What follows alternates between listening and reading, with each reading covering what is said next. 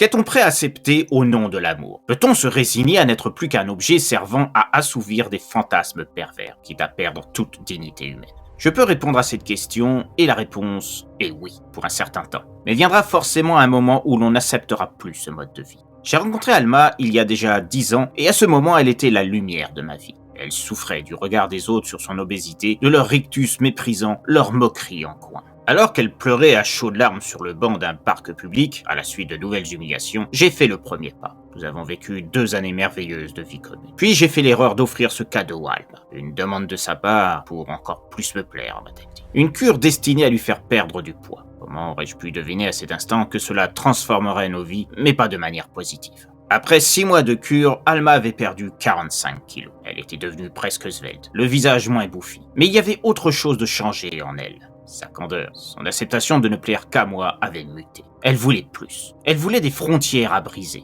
J'ai accepté de me prêter à ces jeux humiliants où je jouais les gentils toutous se faisant fouetter et rabaisser, portant des tenues dégradantes. Je n'ai rien dit quand elle a commencé à ramener des inconnus à la maison, me forçant à les voir forniquer. J'ai écarté mes larmes tant de fois quand elle poussait des cris de plaisir avec d'autres, étant obligé d'assister à ses orgies, selon sa volonté. Et moi, je devais tout filmer pour augmenter sa collection personnelle de vidéos qu'elle regardait de temps à autre en se délectant de mon air abattu à leur vision.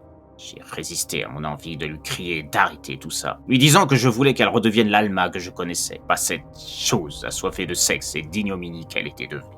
Cependant, j'en étais incapable, parce que je continue à l'aimer malgré tout.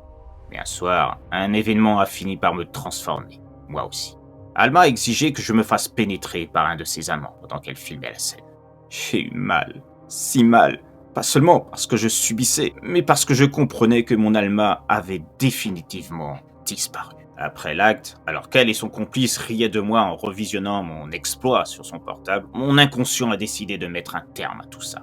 Je suis allé dans la cuisine, j'ai pris un couteau, le plus long que je puisse trouver, et je suis retourné dans la chambre. Je n'ai même pas réfléchi à mon acte. J'étais possédé par l'esprit de la colère qui ne voulait plus subir d'autres outrages. Je me suis approché. Ils ne se sont même pas rendus compte de mes intentions avant que j'abatte la lame profondément dans le crâne de l'homme couché à côté d'Alma. Celle-ci a hurlé. Tel un chien enragé, j'ai retiré la lame de la tête de ma première victime et j'ai égorgé Alma, répandant son sang sur les draps, d'un seul coup. Avec une précision et une netteté qui me surprend toujours aujourd'hui en me remémorant ces souvenirs douloureux. C'est ce que j'ai dit à l'inspecteur chargé de comprendre mon geste, après que les rares voisins aient alerté la police en me voyant sortir de ma demeure, maculé de sang, des pieds à la tête. Je ne regrette rien.